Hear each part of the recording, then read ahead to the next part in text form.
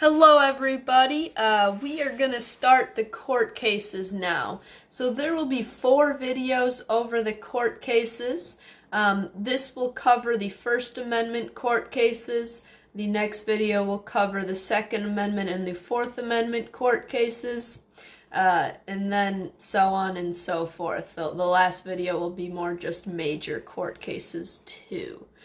So what you will need to do is just follow along and write on your sheet kind of the notes over the court cases. Down the line there'll be a few reviews, and then we will eventually take a quiz over them. So this is kind of how we will finish it out. So starting at the top, the first one is Schneck versus the United States. This one took place during World War I. He was protesting the First World War, so he was outside picketing it, saying that the United States should not be a part of it. This eventually goes up to the Supreme Court, and they rule that he was creating a clear and present danger, and it's now still stands as what we have as the clear and present danger doctrine. And Justice Oliver Weldon Holmes, he gives this analogy that you can't yell fire in a crowded movie theater. You can't yell bomb on an airplane. Stuff like that. If you are purposely creating a situation that is dangerous, your freedom of speech is limited. There are limits to all the amendments, and in this case, this is going to limit your First Amendment if you are creating a clear and present danger. All right, the next one up is Engel versus Vattel. This one outlawed school prayer. So the reason that we can't, even if we wanted to, start class every day with a prayer, we can't because of this. This does not mean that you can't pray in school. You as an individual, go ahead, pray all you want. You and a bunch of students want to pray before school starts every day at the flagpole, more power to you. But in the classroom, teachers, administrators, adults in the building are not allowed to lead it. It cannot be mandatory. It cannot be forced. That's Engel versus Vattel. The next one is Tinker versus Des Moines. This one actually gives students a lot more right to free speech. It's still going to be limited quite a bit, but this one is the kind of precedent that actually gives students freedom of speech. So what happened was during the Vietnam War, high school students started wearing these black armbands. And this was a sign of protest to the Vietnam War. It's just normal black armband. And the school said that they weren't allowed to wear them. It eventually goes up to the Supreme Court, and the Supreme Court decided that yes, students were allowed to have this sort of freedom of expression in school, that they were allowed to kind of give their political view. Fast forward for today, you see students in our school all the time wearing, say, a Bernie Sanders shirt, wearing a Make America Great Again shirt. That comes out of Tinker. They're allowed to express their political views then. That's still the precedent today. That does not, though, apply to, say, your locker. So, I know you guys remember teachers have taken down several posters on lockers before. Your Tinker versus Des Moines precedent does not stand indefinitely. It does, however, go to what you're wearing. All right, the next one, West Virginia versus Barnett. This case ruled that schools could not force beliefs on students. This is the Pledge of Allegiance case. I cannot force you to stand up during the Pledge of Allegiance. I can't. No one can, in fact.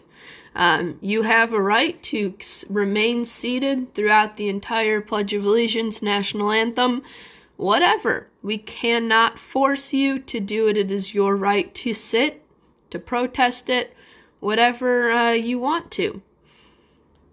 So, that is West Virginia versus Barnett. Next one, Hazel Ward. Oh, verse, I'm really bad at saying this one. Colmier. So schools have the authority to regulate student speech in school-sponsored newspapers, theatrical productions, and other activities. So this court case comes out of students wanting to publish their own material in newspapers and administrators saying, no, you can't publish that story. And the court case decided that, yes, the schools have a right to decide what gets published in their own material and during their own things. So we are, say, for the yearbook, Mr. Shannon, if he doesn't want something put in the yearbook, if he doesn't like the article, he is allowed to say no. Yeah, you can argue, oh, it's our yearbook. No, at the end of the day, whoever's in charge, whatever administrator, teacher who's in charge gets to say yes or no on what goes in the yearbook, newspaper, into the musical, what have you. So that's Hazelwood. Number 6 is Texas versus Johnson. This one took place in Texas, and you are allowed to burn the American flag. So this is the idea that flag burning is a part of symbolic speech, therefore it is protected under the First Amendment. So if you want to protest, you can burn the American flag as a form of protest. Right, Wallace versus Jeffries. So this one is a little bit confusing because we do it every day. Wallace versus Jeffries says that if you have a moment of silence at school, it is unconstitutional, is not allowed if that moment of silence has an intent of prayer.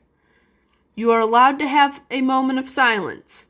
You are not allowed to have a moment of silence if there is an intent to pray during that moment of silence.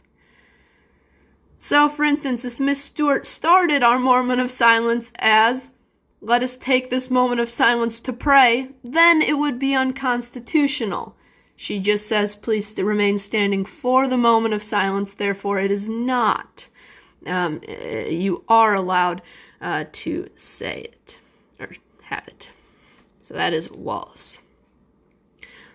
All right, these next two deal with something called a voucher. So first off, what is a voucher? Vouchers have been getting more and more popular with schools. So if you have a private school, so Winchester is not a private school. I believe there's not even a private school in all of Randolph County. But if let's say there's some Christian schools, some charter schools in Muncie, what they can do is, if you want to go to that private school, but they're very expensive, the government can create a voucher that gives that charter school or that private school money for you. So instead of that $4,000 going to the public high school, it would then go to the charter school, the private school that you are attending. And that money would follow you. So that's how a voucher works. Very, very debated, very political. However, Zellman versus Simon Harris argues that the vouchers didn't violate the Establishment Clause. So the people are making choices, not the government. Therefore, vouchers are allowed. Because at the end of the day, it is the family using the voucher that decides how that voucher is being used. It is allowed to be used. So 8 argues, yes, these vouchers are allowed. And then Lemon versus Kurtzman says that any state aid, so taxpayer money, any money of that sort that goes to a parochial school, so a religious school, has to be used for non-religious things. So it can't go to a new chapel at the school. It can't go to new Bibles. It can't go to, say, a priest's salary. It has to go to other books, desks, technology, teachers, things like that. It has to be not religious there. All right, and then the last one for this video is Gonzalez versus Centro Espírita. And this is a fun one. So this one ruled that the central government could not take narcotic tea if it is used for religious practices. So there are a few different religions. I think the main one is out of Brazil that uses different teas that have different narcotics in it. So usually it's some strain of hemp or marijuana, and it mixes into the tea, and they drink the tea, and that's part of their religious practice. So this court case ruled that if the narcotics are being used for the religious practice, they are allowed to be used. Now, I would not plan on using that as your excuse if you ever get caught with drugs on you. It won't fly. It has to be an established religion. You have to have done it as part of the religious practice. You can't just go around using this court case to get you out of jail. However, it has been decided that if the drugs are used for religion, they are okay. All right, so those are the First Amendment court cases. Please email me if you have any questions on them.